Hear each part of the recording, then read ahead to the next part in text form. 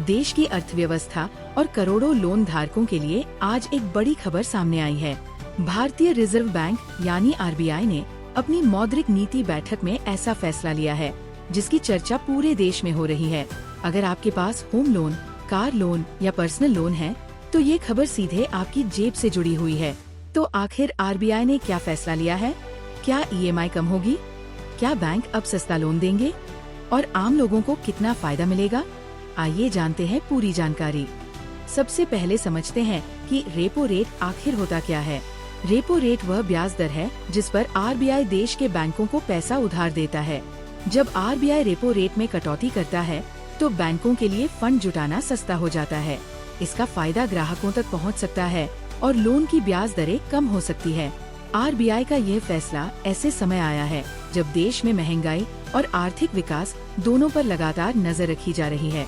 विशेषज्ञों का कहना है कि रेपो रेट में कमी से रियल एस्टेट, ऑटोमोबाइल और बैंकिंग सेक्टर को बड़ा फायदा मिल सकता है। घर खरीदने की सोच रहे लोगों के लिए ये एक अच्छी खबर साबित हो सकती है।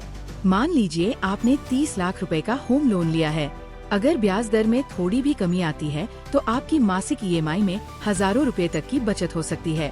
लंबे समय में ये बचत लाखों रुपए तक पहुंच सकती है।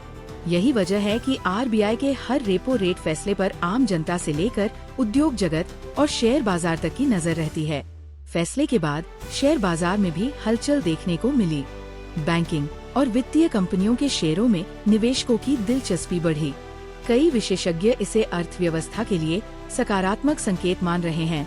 हालांकि आरबीआई ने ये भी साफ किया है कि भविष्य में महंगाई के आंकड़ों और वैश्विक आर्थिक परिस्थितियों को देखते हुए आगे की नीतियां तय की जाएंगी।